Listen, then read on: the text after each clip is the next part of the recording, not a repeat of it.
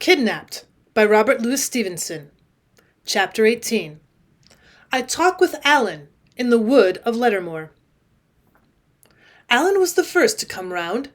He rose, went to the border of the wood, peered out a little, and then returned and sat down. "Well," said he, "yon was a hot burst, David." I said nothing, nor so much as lifted my face. I had seen murder done, and a great, ruddy, jovial gentleman struck out of life in a moment. The pity of that sight was still sore within me, and yet that was but a part of my concern. Here was done murder upon the man Alan hated. Here was Alan skulking in the trees and running from the troops, and whether his was the hand that fired, or only the head that ordered, signified but little. By my way of it, my only friend in that wild country was blood guilty in the first degree. I held him in horror. I could not look upon his face. I'd have rather laid alone in the rain on my cold isle than in that warm wood beside a murderer. "Are you still wearied?" he asked again. "No," said I, still with my face in the bracken.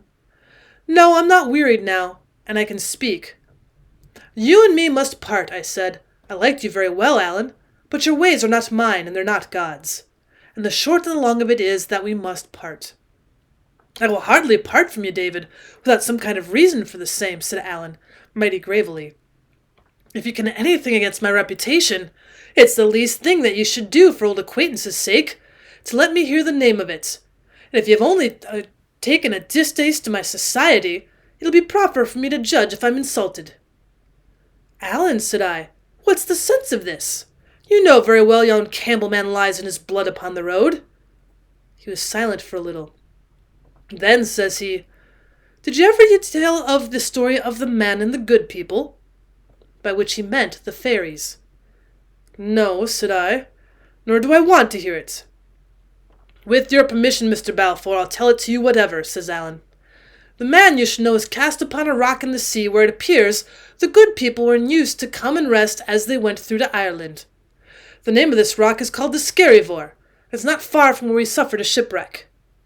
Well, it seems the man cried so sore because he could just see his little bairn before he died, that at last the king of the good people took pity upon him and sent one flying through and brought back in the barn in a bag and laid it down beside the man where he lay sleeping.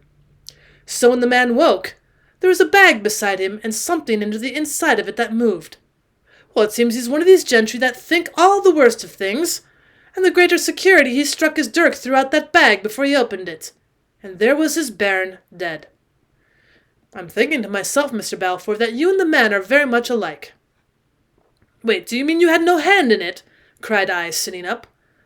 "I will tell you first of all, Mr. Balfour of Shaw's, as one friend to another," said Alan, "that if I were going to kill a gentleman, it would not be in my own country, to bring trouble upon my clan, and I'd not go wanting sword and gun with a long fishing rod upon my back." "Well," said I, "that's true." "And now," continued Alan, taking out his dirk and laying his hand upon it in a certain manner, "I swear upon the holy iron I had neither art nor part, act nor thought in it." "Well, I thank God for that," cried I, and offered him my hand. He did not appear to see it. "And here is a great deal of work about a Campbell," said he. "They're not so scarce that I know." "At least," said I, "you cannot justly blame me, for you know very well what you told me in the brig. But the temptation and the act are different, and I thank God again for that. We may all be tempted, but to take a life in cold blood, Alan." And I could say no more for the moment. "And do you know who did it?" I add. "Do you know that man in the black coat?" "I should ne'er clear mind about his coat," said Alan cunningly, "but it sticks in my head it was blue." "Well, blue or black, did you know him?" said I. "Well, I could not just consciously swear to him," says Alan. "He get very close to me, be sure, but it's a strange thing that he should just been tying my brogues." "Can you swear that you don't know him, Alan?" I cried, half angered and half in a mind to laugh at his evasions. "Well, not yet," says he, "but I've a grand memory for forgetting, David." "And yet there was one thing I saw clearly," said I, "and that was that you exposed yourself and me to draw the soldiers." "Well, it's very likely," said Alan, "and so would any gentleman. You and me were innocent of that transaction." "Well, the better reason, since we are falsely suspected, that we should get clear," I cried. "The innocent should surely come before the guilty." "Why, David," said he, The innocent have I a chance to get assoiled in court. But for the lad that shot the bullet, I think the best place for him will be the heather. Them that haven't to dip their hands in any little difficulty should be very mindful of the case that them that have. And that is the good Christianity. For it was the other way around about, and the lad whom I could not just clearly see had been in our shoes, and we in his, as might very well have been. I think we would be a good deal obliged to him ourselves if he would draw the soldiers. When it came to this, I gave Alan up. But he looked so innocent all the time, and was in such clear good faith in what he said, and so readily to sacrifice himself for what he deemed his duty, that my mouth was closed. Mr. Henderland's words came back to me, that we ourselves might take a lesson by these wild Highlanders. Well, here I had taken mine. Alan's morals were all tail first, but he was ready to give his life for them, such as they were. Alan, said I'll not say it's the good Christianity as I understand it, but it's good enough. And here I offer you my hand for the second time. Whereupon he gave me both of his, saying surely I'd cast a spell upon him, for he could forgive me anything. Then he grew very grave and said he'd not much time to throw away, but must both flee that country. He, because he was a deserter, and the whole of Appin would now be searched like a chamber, and every one obliged to give a good account of himself, and I, because I was certainly involved in the murder. Oh, says I, willing to give him little reason, I have no fear of the justice of my country. As if this was was your country, said he, or as if you be tried here in the country of Stuarts. But it's all Scotland, said I. Man, I whiles wonder at you, said Alan. This is a Campbell that's been killed. Well, it'll be tried in Invara, the Campbell's head place, with 15 Campbells in the jury box, and the biggest Campbell of all, that's the Duke, sitting cocking on the bench. Justice, David! The same justice by all the world as Glenere found a while ago at the roadside. Well, this frightened me a little, I confess. It would have frightened me more if I'd known how nearly exact were Alan's predictions. Indeed, it was but what point that he exaggerated, there being but 11 Campbells on the jury. As those the other 4 were equally in the Duke's dependence, it mattered less than might appear. Still I cried out that he was unjust to the Duke of Argyle, who, for all he was a Whig, was yet a wise and an honest nobleman. Hoot, said Alan, the man's a Whig, no doubt, but I would never deny he was a good chieftain to his clan. And what would the clan think if there was a Campbell shot and nobody hanged, with their own chief the Justice General? But I've often observed, says Alan, that you low country bodies have no clear idea of what's right and wrong. Well, at this I did at last laugh out loud, and then to my surprise Alan joined in, and laughed as merrily as myself. Now, said he, we're in the Highlands, David. When I tell you to run, take my word and run. No doubt it's a hard thing to skulk and starve in the heather, but it's harder yet to lie shackled in Redcoat prison. I asked him whether we should flee, and as he told me to the lowlands, I was a little better inclined to go with him, for indeed I was growing impatient to get back and have the upper hand of my uncle. Besides, Alan made so sure there'd be no question of justice in the matter, that I began to be afraid he might be right. Of all deaths, I would truly like least to die by the gallows, and the picture of that uncanny instrument came into my head with extraordinary clearness, as I'd once seen it engraved at the top of a peddler's ballad, and took away my appetite for courts of justice. I'll chance it, Alan, said I. I'll go with you. But mind you, said Alan, it's no small thing. Ye maun lie bare and hard, and brook many an empty belly. Your bed shall be the moorcocks, and your life shall be like the hunted deer's. You shall sleep with your hand upon your weapons. Ay, man, you shall tangle with many a weary foot, or we'll get clear. I tell you this at the start, for it's a life that I ken well. But if ye ask whether chance ye have, I answer none. Either take to the heather with me, or else hang. Well, that's a choice very easily made, said I, and we shook hands upon it. Now let's take another kick at the redcoats, said Alan, and he led me to the northeastern fringe of the wood.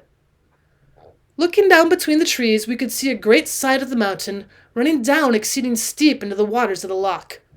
It was a rough part, all hanging stone and heather, and big scrogs of birchwood, and away at the far end towards the Ballachulish, little wee red soldiers were dipping up and down over hill and howe, and growing smaller every minute.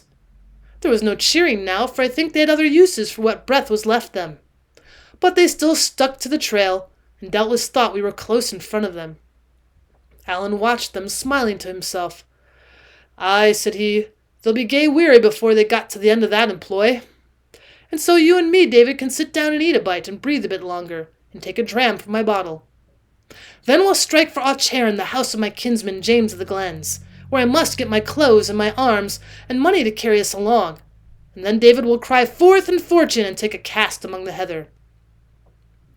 So we sat again and ate and drank in a place whence we could see the sun going down into a field of great, wild, and houseless mountains, such as I was now condemned to wander in with my companion. Partly as we so sat, and partly afterwards on the way to Auchairn, each of us narrated his adventures, and I shall here set down so much of Alan's as seems either curious or needful. It appears he ran to the bulwarks as soon as the wave was past, saw me and lost me, and saw me again as I tumbled in the roost, and at last had one glimpse of me clinging on to the yard. It was this that put him in some hope I'd maybe get to land after all. It made him leave those clues and messages which had brought me for my sins to that unlucky country of Appin. In the meanwhile, those still on the brig had got the skiff launched, and one or two were on board of her already, when there came a second wave greater than the first, and heaved the brig out of her place, and would certainly have sent her to the bottom had she not struck and caught on some projection of the reef. When she had struck first, it had been bows on, so that the stern had hitherto been lowest. But now her stern was thrown in the air, and the bows plunged under the sea, and with that the water began to pour into the fore-scuttle like the pouring of a mill-dam. It took the colour out of Alan's face, even to tell that followed. For there were still 2 men lying impotent in their bunks, and these, seeing the water pour in and thinking the ship had foundered, began to cry out aloud, and that with such harrowing cries that all who were on the deck tumbled one after another into the skiff, and fell to their oars.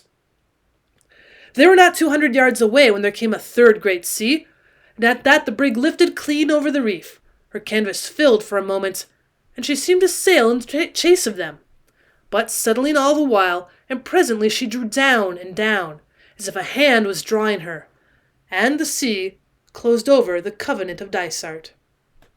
Never a word they spoke as they pulled ashore, being stunned with the horror of that screaming. But they had scarce set foot upon the beach when Hoseason woke up, as if out of a muse, and bade them lay hands upon Alan. They hung back indeed, having little taste for the employment, but Hoseason was like a fiend, crying that Alan was alone, and that he had a great sum about him, that he'd been the means of losing the brig and the drowning of their comrades, and that here was both revenge and wealth upon a single cast. It was 7 against 1. In that part of the shore there was no rock that Alan could set his back to, and the sailors began to spread out and come behind him.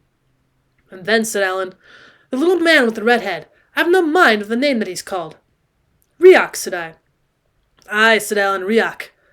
Well, it was him that took up the clubs for me, asked the men if they were ne'er feared of a judgment, and, says he, 'Dod, I'll put my back to the Highlands man's myself.' And that's none such an entirely bad little man, young little man with the red head," said Alan. "He had some spunk of decency." "Well," said I, "he was kind to me in his way." "And so he was to Alan," said he, "and by my truth I found his way a very good one. But you see, David, the loss of the ship and the cries of these poor lads set very ill upon the man, and I'm thinking that would be the cause of it." "Well, I'd think so," says I, "for he was as keen as any of the rest at the beginning." "But how did Hoseason take it?" "Oh, it sticks in my mind he'd take it very ill," says Alan. "But the little man cried to me to run, and indeed I thought it was a good observe, and ran. The last that I saw, they were all in a knot upon the beach, like folk that were not agreeing very well together." "What do you mean by that?" said I. "Well, the fists were going," said Alan, "and I saw one man go down like a pair of breeks. But I thought it'd be better not to wait. You see, there's a strip of Campbell's in that end of Mull, which is no good company for a gentleman like me. If it had not been for that I would have waited and looked for ye myself, let alone giving hand to the little man." It was droll how Alan dwelt upon Mr. Riach's stature, for, to say the truth, the one was not much smaller than the other. "So," says he, continuing, "I set my best foot forward. Whenever I met in with anyone, I cried out that there was a wreck ashore. Man, they did not stop to fast with me. Ye should have seen them linking for the beach. And when they got there, they found they had the pleasure of a run, which is aye good for a Campbell. I'm thinking it was a judgment upon the clan that the brig went down in the lump and didn't break. But it was a very unlucky thing for you, that same, for if any wreck had come ashore they'd have hunted high and low, and would soon have found you.